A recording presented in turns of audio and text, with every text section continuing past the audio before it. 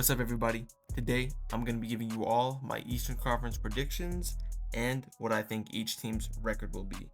With that said, let's just jump right in. At number 15, I have the Brooklyn Nets going 16-66. After trading for Michael Porter Jr., the Brooklyn Nets are really establishing themselves as a team with no future, and their only hope being to tank for high draft picks. Their best players are solid on their own, but they are way too one-dimensional and only really seem to play for stats over wins. MPJ and Cameron Thomas are both ball-dominant ISO players who cannot create good looks for others or create for themselves off the ball. On top of that, they can't even seem to really guard their own shadows. Nick Claxton is one of the bright spots on this team, but I feel like he isn't being utilized to his full potential, and I feel like realistically, he's probably just going to be used as a screen setter for MPJ and Cam Thomas this season, which both of those guys, it seems like they're going to be taking upwards to 20 shots per game, probably bare minimum.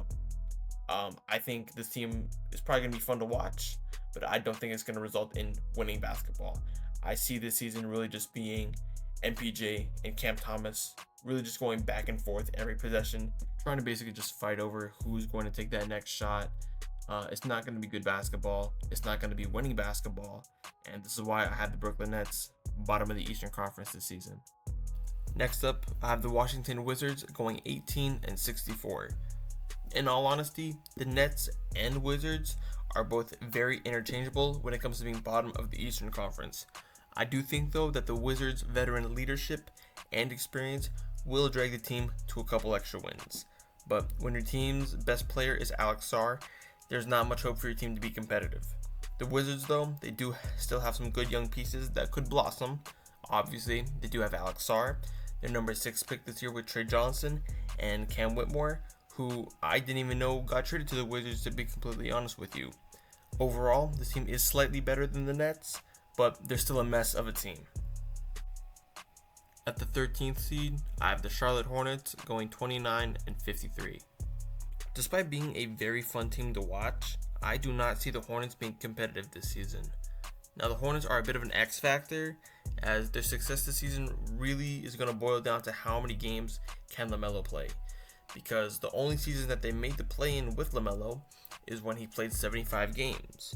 Since then, he's only played in 42% of available games, which seriously hinders this team's ability to win basketball games. Besides LaMelo, this team's really going to have to rely on Brandon Miller to take another big leap, Miles Bridges to continue playing very well, and for Con Knuppel, who they just drafted out of Duke, to make an impact early on if they want to be competitive. This ranking for Charlotte can definitely change, but that's going to be entirely up to LaMelo's health.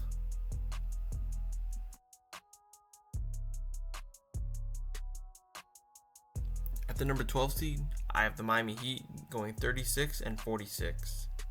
With Tyler Hero being injured to start the season, the Heat can for sure fall further than this. But I think Erik Spoelstra will be able to get the most he can out of the players he's got. And the Heat did make some good moves this offseason. They did get Norman Powell for pretty much free, only trading Kyle Anderson and Kevin Love, who both barely saw the court anyway.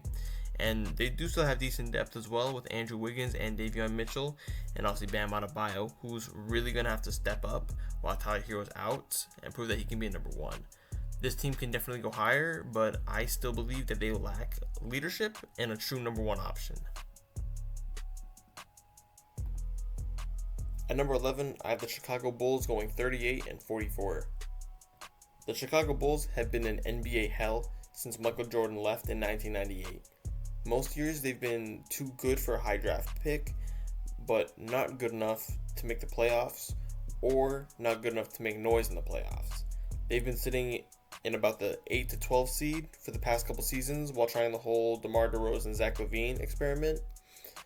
This front office lacks direction, and it seems like they tried to build a contender and try to tank at the same time. Josh Giddey, the second half of last season, was playing at a legitimate all-star level and was incredible.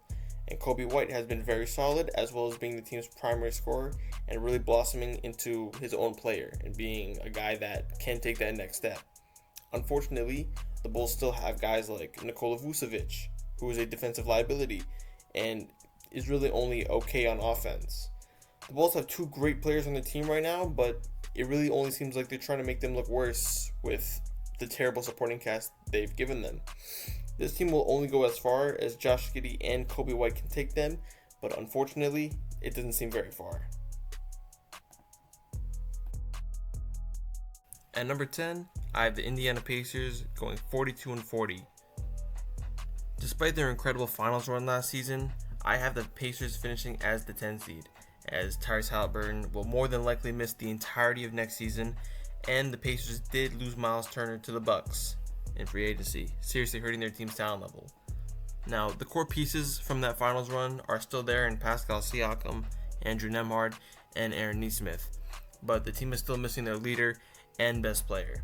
This season can really bring the best, though, out of a player like Andrew Nembhard or Benedict Mathurin, letting both of them grow on offense and really step up as key pieces to this organization going forward.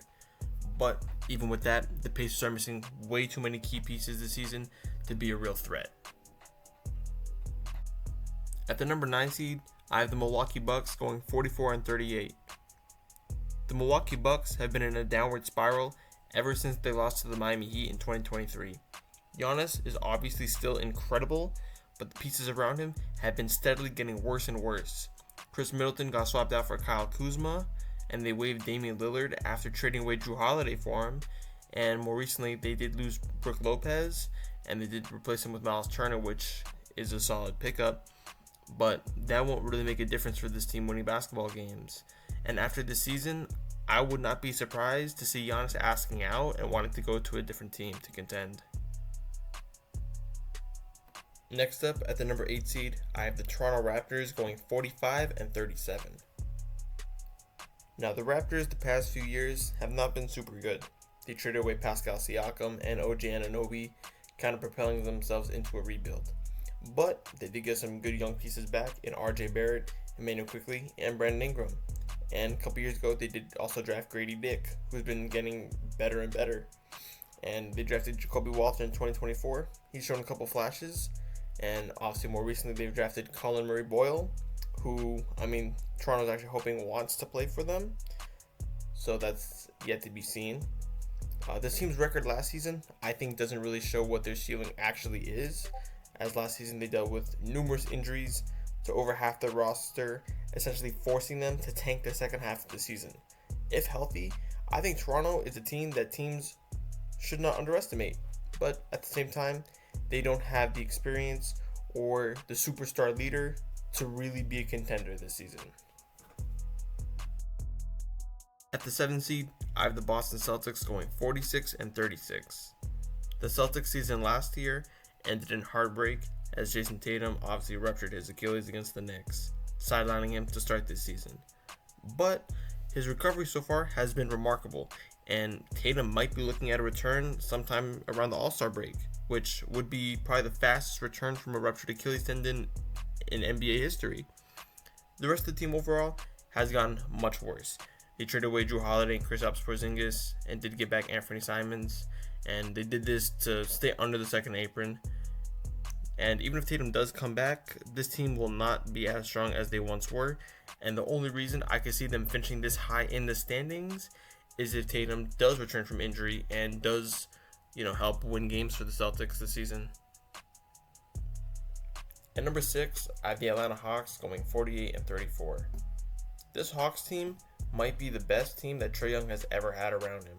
They got players like Nickeil Alexander-Walker and Kristaps Porzingis, while guys like Zachary Risache and Dyson Daniels are only going to continue to get better. Mix that with the lethal shooting and playmaking from Trae Young, and this team, at their strongest, is looking very dangerous. But Trae Young's defense is still a huge issue, and teams will still try to target him in the pick and roll and ISO situations. And this team probably still needs to figure out how to exactly play together. But overall, I can see this team being very, very dangerous in the Eastern Conference. At the 5th seed, I have the Philadelphia 76ers going 50-32. This team's biggest enemy last season was their health. Their top guys just could not stay healthy. Joel Embiid and Paul George being the biggest defenders of this, with also Tyrese Maxey missing a good chunk of time as well. On the bright side though, to start, everybody seems healthy, and they did get Quentin Grimes last season, who they did have a little bit of issues with signing a new contract with, but he played great last season, and I could really see him being great off the bench and making the team very strong in close situation games. And he could fill maybe a sort of OKC James Harden type of role. At the 4th seed, I have the Detroit Pistons going 52-30. The Pistons last season made a massive leap into the playoffs, really showing how lethal they could be. I expect this team to make another leap this season and be real contenders in the East, with Cade being the focal point of their offense, with excellent players all around like Jalen Duren, Jaden Ivey, and Ausar Thompson really pushing this team further. Plus, with some added shooting like Duncan Robinson, the Pistons will be a tough matchup for any team where on any given night, any one of their players could go off scoring wise. At the number 3 seed, I got the Orlando Magic going 54-28. The Magic have only gotten better since last season, adding Desmond Bane from the Memphis Grizzlies, and the rest of their young roster only improving. Paolo Banchero and Franz Wagner are also still going to get way better, and I really think they're going to emerge as one of the best duos the league has to offer.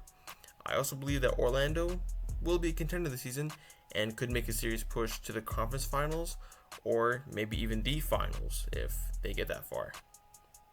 At the number 2 seed, I have the New York Knicks going 60-22. Yes, I believe the Eastern Conference will have 2 60-win teams this season. The Knicks are loaded top to bottom with talent and toughness.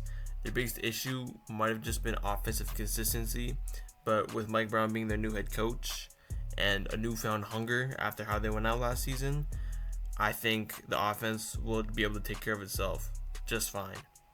This team still has 2 all-NBA caliber players in Jalen Brunson and Karl-Anthony Towns, with also several top defensive players as well in Mikal Bridges, Josh Hart, OG Anunoby, and a bunch of guys off the bench that play with so much grit and toughness with their defense.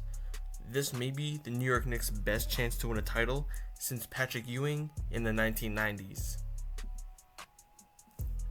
For the last team on this list, at the number 1 seed, I have the Cleveland Cavaliers going 66-16.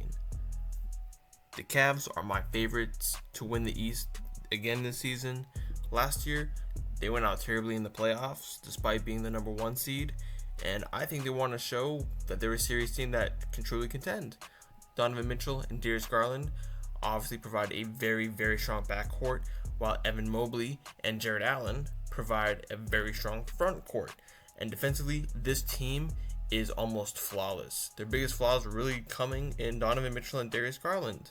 Besides those two, everybody else can play defense at some high level, whether they're a good perimeter defender, interior defender, or both.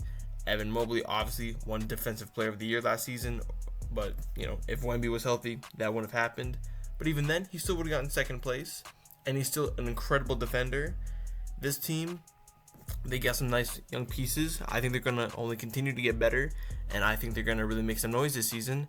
And I think they're probably going to be the best teams in the East and will probably make the finals as well this season. All right, everybody. That was my predictions for the Eastern Conference this season.